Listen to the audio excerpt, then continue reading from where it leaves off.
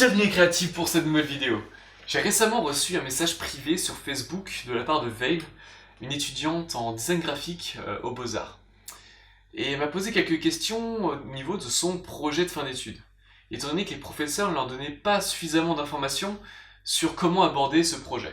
Du coup, je lui ai donné quelques petits tips sur comment commencer, comment aborder la demande d'un client fictif à travers ce projet de fin d'études. Bref, elle m'a demandé voilà, quelques questions. Et c'est vrai que ça m'a rappelé que pendant cette période de mai, juin, juillet, c'est les périodes des projets de fin d'études, que tu sois en mana, ou en première année de design graphique, ou en seconde.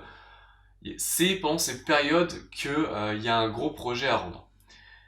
Et je me suis dit, ok, de quelle manière je pourrais aider un maximum de personnes et de la meilleure façon à aborder sereinement ce projet et à ne pas se planter au niveau de la présentation du concept de leur identité graphique ou encore au niveau de leur projet en prépa. Du coup, je me suis dit comment faire pour les aider. Et c'est vrai que j'ai créé une formation sur comment avoir des idées créatives qui a un certain prix, qui a un certain coût. C'est pour ça que je me suis dit, ok, peut-être que ça peut freiner certains d'entre vous à vous fournir la formation. Mais j'ai vraiment du mal à baisser cette formation étant donné que c'est vraiment une formation de qualité. J'ai mis vraiment beaucoup d'heures dans celle-ci, mais je me suis dit, ok, peut-être pendant une semaine, je pourrais te permettre d'accéder à cette formation à un prix vraiment avantagé. Donc j'ai créé une grosse promotion sur cette formation, sur la formation des générateurs d'idées créatives. Étant donné que ça va te permettre d'enrichir ton projet de fin d'études, ça va permettre de mieux argumenter en face du professeur et d'avoir de meilleures références à travers ton projet. Donc en gros, ça va permettre de l'enrichir et d'avoir un projet vraiment intéressant qui sort un petit peu de l'ordinaire, qui va permettre en fait d'avoir un concept plus poussé. Donc en tout cas, c'est l'idée que j'ai en tête à travers la formation que je te fournis. C'est pour ça, à travers cette vidéo, en fait, tu vas voir un extrait du premier module de cette formation. Le premier module qui est comment avoir des idées créatives. Il y a 36 méthodes pour avoir des idées originales. Donc ici, je t'en présenterai que 3. Et on se verra à la fin de la vidéo comment ça se passe, quels sont les différents modules qui sont en place, un total de 5 modules. Donc on verra ça en détail. En tout cas, je te laisse avec les 3 techniques qui permettent de générer des idées créatives. On se retrouve à la fin de la vidéo. A tout de suite.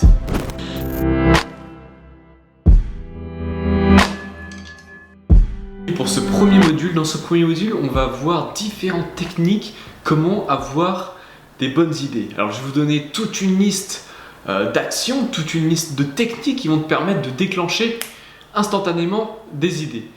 Alors je t'invite à aller prendre le fichier PDF qui est en lien avec la vidéo, comme ça tu pourras voir, tu pourras suivre en même temps que moi les différentes techniques. Alors tu verras ici en haut à droite un numéro, ceci correspond comme sur ton PDF au numéro de la technique. Et de plus, je te donnerai des exemples à l'aide d'images qui se représentent juste ici. On va passer un bon moment ensemble, on va prendre un petit peu de temps pour bien expliquer tout ça. C'est parti. Cette prochaine technique, je l'adore, c'est ma technique préférée que j'adore utiliser lorsque j'attaque un sujet, c'est tout simplement de se mettre à la place de quelqu'un d'autre, de se mettre à la place d'une célébrité entre guillemets. Je m'explique, l'idée en fait c'est que tu vas prendre des personnes créatives. On va prendre par exemple l'idée de Picasso. L'idée ici, c'est de se mettre à la place de Picasso et de se dire « Ok, si j'étais Picasso, comment je résoudrais ce problème ? Si j'étais Einstein, comment je résoudrais ce problème ?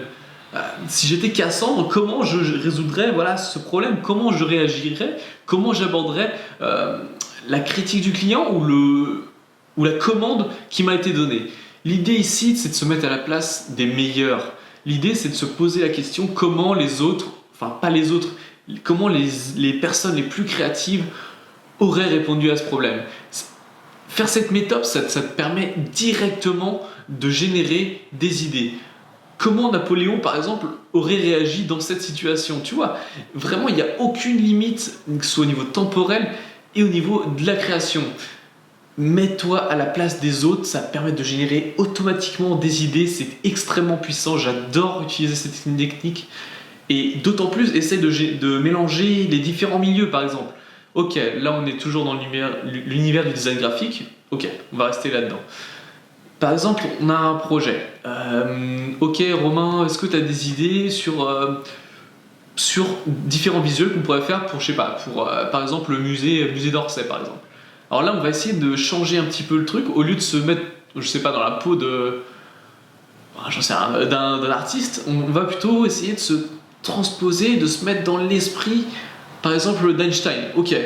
Et on va se dire comment Einstein résoudrait ce problème. Ça va permettre de switcher, d'avoir une approche différente qu'on aurait pu avoir et de générer des idées beaucoup plus intéressantes et originales. Donc vraiment, essaye d'utiliser cette technique de te projeter à la place de quelqu'un d'autre. Collectionner musique. Tout le monde collectionne les images.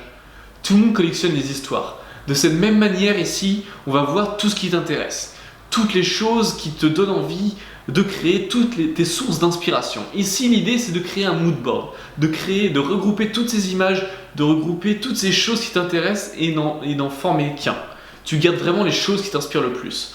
L'idée ici, c'est d'utiliser ces différentes sources d'inspiration afin de créer et de générer différentes idées. Ça va être ton point de départ, de démarrer de ces différentes images. L'idée ici, c'est d'une part de générer différentes idées et d'autre part de créer ton propre style, étant donné que chacun a un style, même toi tu as un style, même si tu débutes. Il y a des choses en fait qui t'inspirent, des choses qui t'influencent forcément. Et ici, le fait de collectionner, de voir un petit peu toutes les choses qui t'intéressent, l'idée c'est ici, tu les regroupes tous à un seul endroit. Vraiment, fais ce travail de recherche. Dès qu'il y a un truc qui t'intéresse ou tu ressens quelque chose au fond de toi, tu le mets de côté et tu le places ensuite sur un mood board. C'est quoi un mood board? C'est uniquement des images regroupées à un seul endroit qui vont te permettre justement de t'inspirer. C'est ce que j'adore faire avec les différentes créations 3D des différents artistes, les différentes vidéos, les différents artistes musicaux tels que Fakir notamment, que j'adore. Et le fait en fait de regrouper toutes ces mêmes créations, tout cet art à un seul endroit va te permettre de générer des idées. L'idée ici, c'est que une fois que tu as un problème, une fois que tu as une commande, tu pars directement de ton mood board, de tes sources d'inspiration, et de là, tu vas générer différentes idées en lien avec le problème. Collectionner, faire un mood board et générer des idées à l'aide de tes sources d'inspiration te permettra d'autant plus de créer un style unique. Expérimente un maximum possible, fais des erreurs. L'idée de cette technique ici, c'est de profiter des accidents que tu as pu engendrer.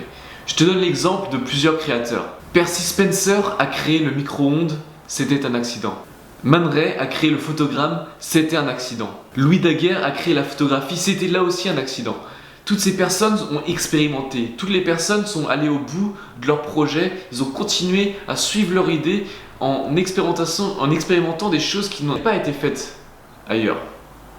Et suite à ça, ça a engendré un accident. Ok, ils n'ont pas réussi à répondre à l'idée qu'ils avaient, au problème qu'ils essaient de résoudre, mais ils ont créé quelque chose d'encore mieux. Et de cette même manière, toi aussi expérimente à travers les différents outils que tu utilises. Expérimente si toi tu as un appareil photo qui est pété, enfin il est tout pourri, tu dis ouais non j'ai pas le matos qu'il faut pour te créer quelque chose d'unique et extraordinaire. Bah tu dis non, justement avec le matos que tu as, même s'il est un peu défoncé, justement ça te permet de créer quelque chose d'unique et que personne d'autre aurait pu voir étant donné qu'ils n'ont pas le même matos que toi. Essaye d'utiliser aussi, pourquoi pas les scanners, pour réussir à superposer différents visuels et créer quelque chose d'unique. Si par exemple tu as fait des erreurs, si tu es peintre et que tu crées tes peintures et que tu t'es foiré sur un trait, tu te dis oh putain c'est pourri, bah non, va jusqu'au bout, là c'est pourri, t'essayes pas de le rattraper, tu vas encore plus loin dans ton erreur. Et ces accidents finalement vont créer des choses uniques. Les résultats de ces expérimentations vont créer quelque chose que personne d'autre n'aura vu. Je prends l'exemple aussi du domaine de la 3D. Il y a un gars ici à Londres qui s'appelle Simon Olmedal. Le gars il déchire tout en 3D. Pourquoi? Parce que tout simplement, ce gars-là il expérimente tout le temps. Il expérimente, il s'arrête jamais, il est passionné et ce qu'il fait c'est qu'il essaie de pousser toujours plus loin les ressources de sa machine et du logiciel. Ce qui fait qu'aujourd'hui il découvre des techniques vraiment ouf et que personne ne sait comment il a fait pour créer ce type de visuel.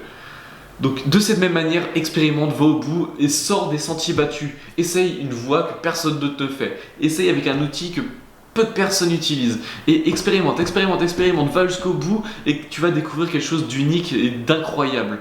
Vraiment, je t'invite à faire ça. Je vais aussi implémenter ça. Quand j'aurai beaucoup plus de temps libre, je vais essayer d'expérimenter des choses, des moyens de cadrer, des moyens différents de réaliser mon montage. Ça va te permettre de créer des choses vraiment uniques et de créer des accidents qui finalement apporteront quelque chose en plus à ce monde.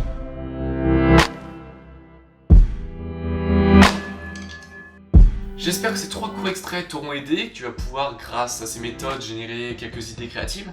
Il faut savoir que dans cette formation, il existe 36 méthodes au total pour le premier module.